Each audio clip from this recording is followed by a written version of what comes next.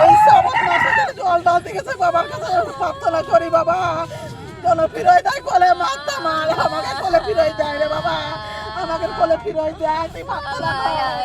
আমি মার কাছে মানত করে আইছি যেন পাই রে বাবা, মার কাছে মানত করে। বীরভূমের খয়রাশোল ব্লকের চুরোর কলোনি সংলগ্ন অজয় নদে শ্রাদ্ধের কাজ করতে এসে ঘটে গেল এক মর্মান্তিক দুর্ঘটনা। নদীতে স্নান করতে নেমে তলিয়ে গেল দুই তরুণ। এই ঘটনাকে কেন্দ্র করে শনিবার সকাল থেকে এলাকায় তীব্র চাঞ্চল্য উত্তেজনা ছড়ায়। পরিস্থিতি নিয়ন্ত্রণে আনতে ঘটনাস্থলে মোতায়েন করা হয়েছে বিশাল পুলিশ বাহিনী। স্থানীয় সূত্রে জানা গিয়েছে, শনিবার খয়রাশোলের চুরোর কলোনির বাসিন্দা বিমান মণ্ডলের পরিবারের কারো মৃত্যুর কারণে শ্রাদ্ধানুষ্ঠানের কামন অর্থাৎ মাথা মুন্ডনের কাজ ছিল।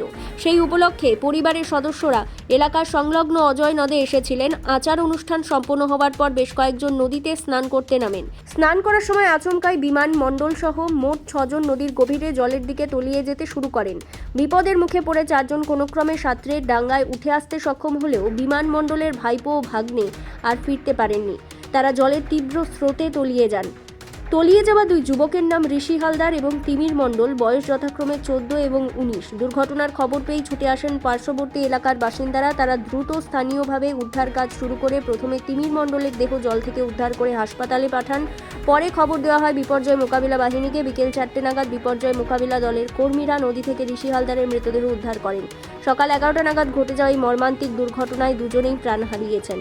এই ঘটনার পর থেকেই এলাকায় ব্যাপক ক্ষোভ ও উত্তেজনা ছড়ায়। স্থানীয় বাসিন্দাদের অভিযোগ, অজয় নদ থেকে দীর্ঘদিন ধরে লাগামহীনভাবে বালি তোলার ফলে নদীর বুকে গভীর খাদের সৃষ্টি হয়েছে, যার কারণেই আজ এই দুর্ঘটনা ঘটল। এলাকায় উত্তেজনা থাকায় এবং নতুন করে কোনো অপ্রীতিকর ঘটনা এড়াতে খয়রাশোল থানার বিশাল পুলিশ বাহিনী ও উদ্ধারকারী কর্মীরা ঘটনাস্থলে মোতায়েন রয়েছেন। একটা আমার ভাইপো আর একটা আমার ভাগ্নে, আমরা ওখানে কামান করার পরে ওখানে স্নান করছিলাম। স্নান করতে যেয়ে আমি ছিলাম, আমরা 3 ভাই ছিলাম, আর ভাগ্নে আর 2 ভাইপো, আমরা 6 জনই আস্তে আস্তে জলের দিকে ক্রমশই ডুবে যাই। দিয়ে ভাইপো, বড় ভাইপোটা আমার আগে ডুবলো, দিয়ে ওকে দুই দাদা ধরে উঠাতে গেল। আর পরে ভাগ্নে আর ভাইপো ওরা দুজন এক জায়গা ছিল। দিয়ে আমার গামছা ধরতে পারলাম, ও গামছা ধরলো, আমি উলঙ্গ হয়ে গেলাম, কিন্তু আমার গামছা খুলে গেল আর ও উঠতে পারলো না। আমি আস্তে আস্তে উঠে এলাম, আমি আর উঠে দাঁড়াতে পারছি না, যেহেতু আজ 10 দিন আমি উপবাস। দিয়ে ওই আমার চোখের সামনে আস্তে আস্তে ঢুকে গেল দুইজন। আগে আমার বড় ভাইপোটা ঢুকলো, তারপরে আমার ভাগ্নেটা ঢুকলো।